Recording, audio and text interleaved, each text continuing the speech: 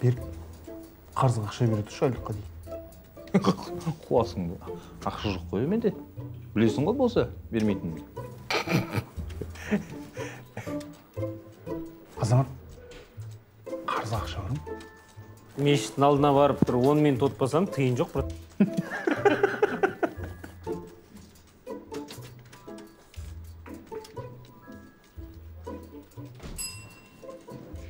Қайсы?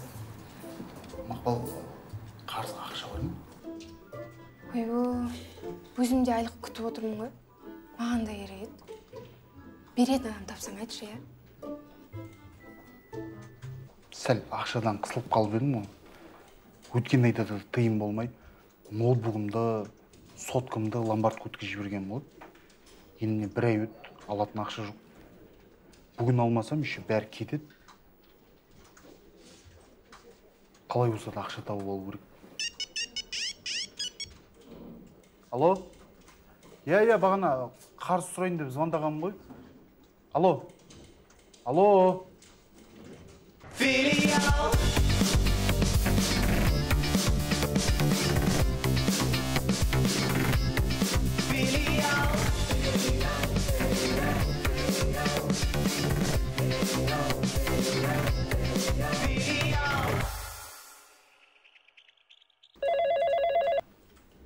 Азия Distribution Мақпал. Я келді, қабылдап алдым. Қашыр. Жақсы сау болыңыздар. Айсара апай.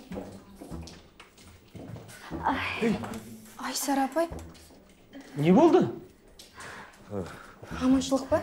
Айсараны машинаға ағып кетті. Біз больницадан келетіміз.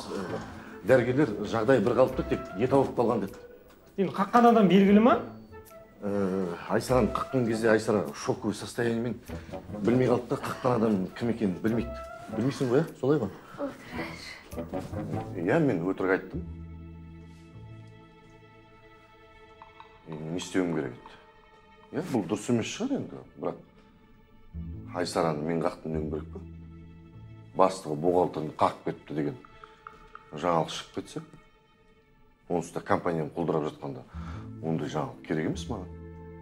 Оның үстіне Айсара білмейді, кімнің қақып кеткенін. Не қыламыз, оны айтып. На, маңдайына.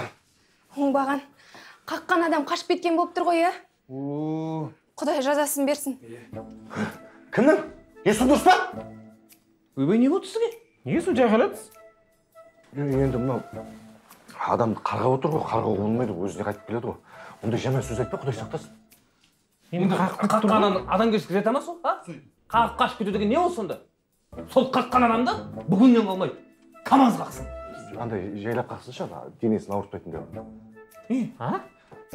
Ой, жоқ, ештеңе емес, мазасын алмаңдаршы, дәрігер айтты. Демалып жату керек деді, маған еще машинаны оңдату керек, почти сиыр қаққандай болдым. Түсінбедім. Баршы, шықшы. Болды, все, Мақпал, баршы. Болды.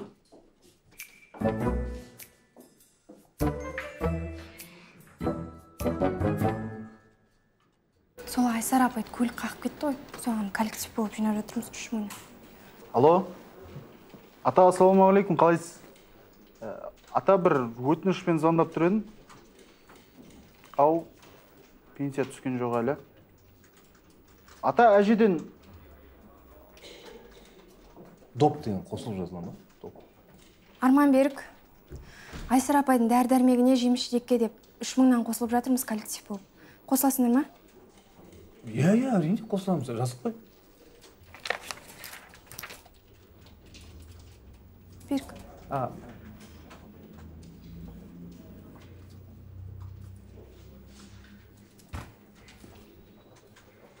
Мың жарым дәрі-дәрмегіне, мың жарым жеміс-жидегіне. Берік деп жазып қой. Хорошо. Арман? Менде болмай тұр еді. Арманда болмай тұр деп жазып қой. Онда мен саған қазір біреуден алып қосам, кейін айлықтан берерсің. Жарайды. Жарайды. Жақсы. Берік? Сен баған ақша жоқ деп отырың ба? Жоқ қой. Ситуацияны қарасайшы сен. Бұл жерде қайғы. Қуанышқа бөліспесек те қайғыны ортақтасу керекпіз ғой, досым-ау. Сен ломбардың қайғы ма не?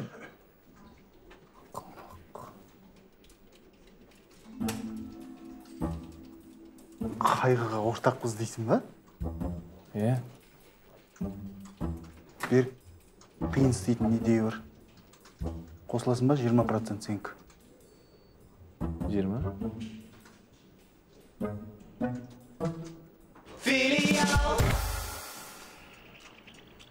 Бір жеріме кетті.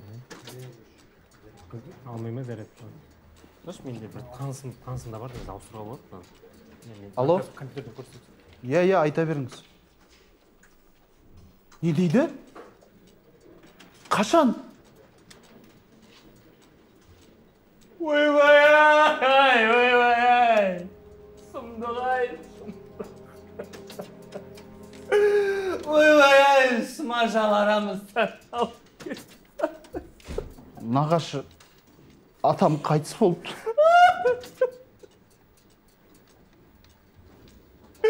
Нағаш әжемізден айырылып қалдық, достар, коллектив. Атасы. Атасы да бірге кетті ғой, қостасып. Дүние-ай, өмір-ай десеңші. Кеше ғана кішкентай бала едің, бүгін.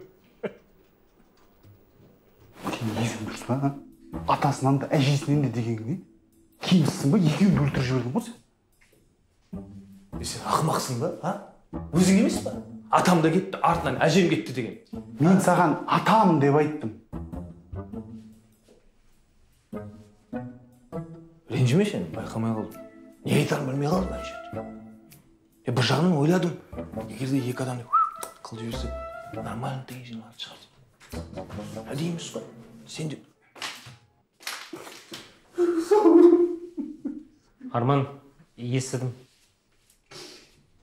Қайырлы болсын. Рахмет. Иманды болсын. Сұрағаным ыңғайсыздау шығар, бірақ неден кетті? Неден дейсің ба? Құлаған. Құлаған? Иә.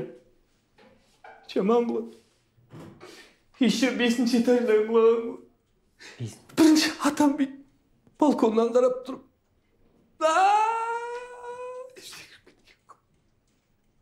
Артынан ас үйде жүрген әжеміз мен атамсыз өмір сүре алмаймын деп артынан кетті ғой.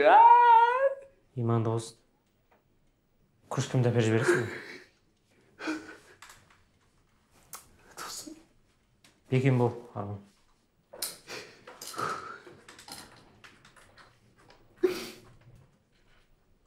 Сен есің дұрыс па? Не Ромео Джульетті қылып жібердің араны? Өзің емес па, тірі адамдарды өлтіріп, еще құлаған деп. Басқа неден құлайды енді? Давлениеден құлайды адам.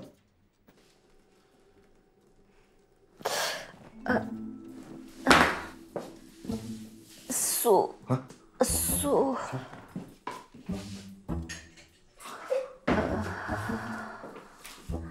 Шай.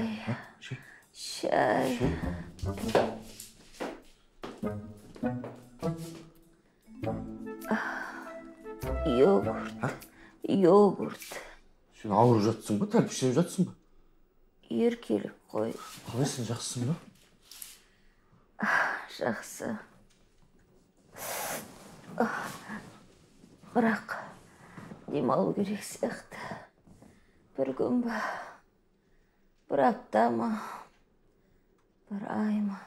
Айсара, қазір жұмыс қызып жатқанда мен сені ешқайда жібере алмаймын ғой. Жұмысқа жарамаймын десең, айт, мен басқа бухгалтер іздеймін. Жоқ. Мен жасай берем ғой. Совет адамдары жұмыстан шаршамайды ғой. Бір аптада болмай ма? Жоқ, Айсара.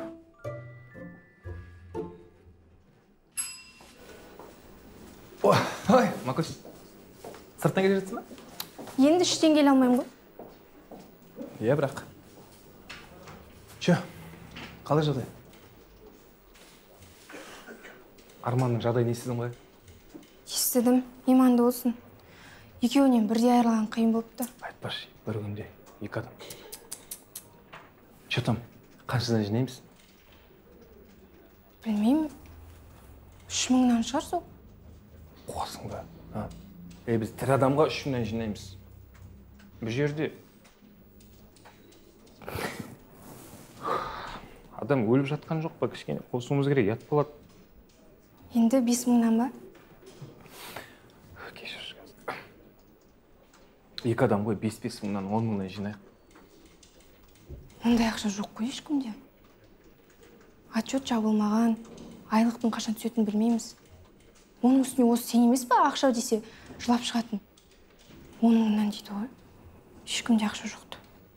Өле жібімей тірі байымайды дейді атам қазақ айтады, білесің ба? Мен еріккеннен берейін деп тұр дейсің ба соны? Досым болғасын, жаным қиналғаннан берейін деп тұрмын, жаным ашығаннан кейін. Ақбал, жат болады. Еще 30% тұр. Түсінбедің? Ойланып тұрса, әрекет жасайық деймін. Хорошо, жинастырармын. Все, бірдеңе қылшы, ма? Давай. Бұл электрический кешір. Мен сіз түсініп отырмын, бірақ сіз де мені түсініңізші. Менің бухгалтерім бүгін таңертең машинаға алып кетті. Отчетты тапсырамыз міндетті түрде. Кешке дейін бірдеме қылып жібереміз.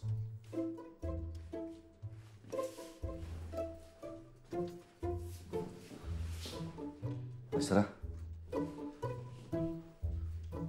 Айсара. Ау, Бүгін отчет тапсыратын күніміз ғой, білесің ба? отчет.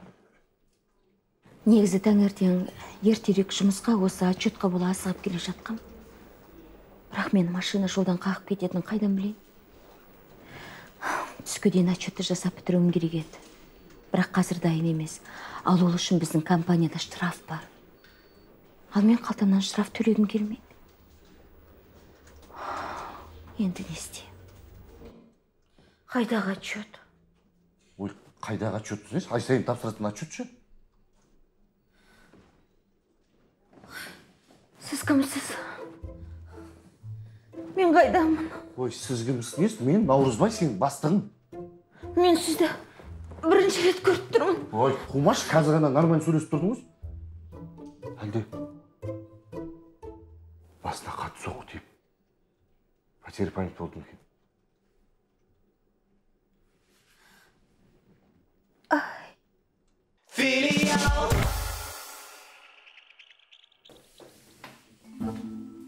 Так, ақша жиналды. Қойшы. Қанша? 60 мың жиналды. 60 мың? Келіскендей 20 мың.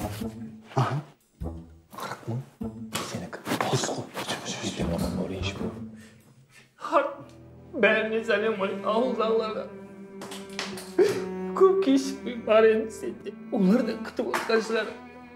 Әжеңнің қолынан талай шай ішмедім. Мен Наурызбаймын, бастығың. Иә. Сен Айсарасың. Сен бухгалтерсың. Осы компанияда. Ой, Айсара апай. Қалыңыз қалай? Жақсардыңыз ба? Айсара апай, қалайсыз? Жақсысыз ба? Айтпақшы, сізге дәрі-дәрмек пен жемістер алып келдік. Иә. Қалайсыз? Мыналар кім? Айсара апайларың қатты соққы қалып, потеря памяти болып отыр да, есін білмей отыр. Қалай? Ондай болады негізі. Ауыр соққыдан кейін, мен де авариядан кейін 2 ай өз-өзіме келе алмай жүрдім ғой. Онда больницаға жатқызу керек шығар. Мен де соны ойлап тұрмын. Жоқ, негізі не үйге барса да келе беретін шығар ол. Кім, түсінбедім. Жоқ, басым ауырып тұр мен.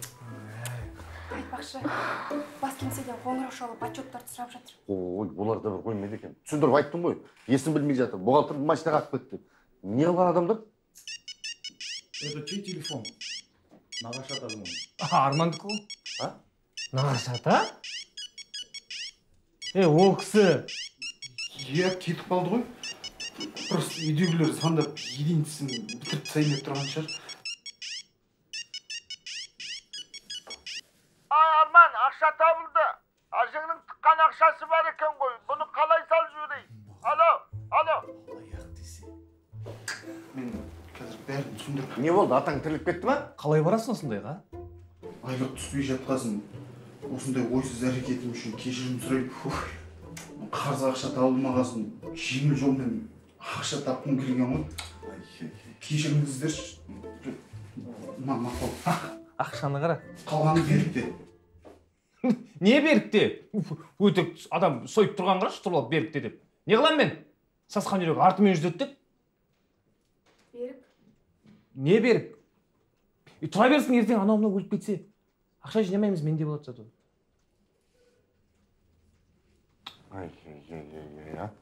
Жап-жас болып алып. Қалайша осындай өтірікке барасыңдар, неге өтірік айтасыңдар? Ұят емес па? Кешіріңдерші мен. Мен өтірік айттым. Ha? Мен есімді жоғалтқан жоқпын. Айсарамын ғой мен. Біз танисыз ба сонда? Иә. Бәрі менің кінәмнан болып тұр ғой енді. Егер мен отчетты соңғы күнге тақамай, алдыңғы аптада өткізіп жіберсем, онда жалақы алып отыратын едіңдер. Мен әлі отчет дайындаған жоқпын. Сосын жалақы ала алмай жатсыңдар ғой. Өтіріктің арты бір тұтам деген, қараңыздаршы. Қандай болып жатыр өтіріктің арты? Енді мынаны айтшы, Айсара. Отчетты қашан тапсырасың? И айлық бізге қашан түсін? Басеке, мен отчетты бүгін түні бойы осында қонып жатып жасасам да, өткіземін. Ертең жалақыларың қолдарыңа тиеді. Онда былай істейік, әріптестер. Бәріміз жабылып, отчетты тапсырайық. Қанша дегенмен біз бір командамыз ғой. Иә, бір командамыз ғой. Жұмысқа кірісейік. Команда сыйлық. Бірақ әріптестер, естеріңде болсын. Өтініш, қандай қиындық болмасын, өтірік айтпаңыздаршы. Иә, мен Айсараны қаққанымды айтқан жоқпын. Айтқаннан не өзгереді? Балық басынан шірейді дейді. Бастығынан бастап өтірік айтады деп қалады ғой. Бір жағынан Айсара өзінен көрсін, не положено жермен жүрген. Еще отчеты бітпеген. Хорошо, мен штраф салған жоқпын. Сонымен расчет қой, короче. Нема, брат, бағана машинаға қаққанды ше, монтажбен алып тастауға болады ғой.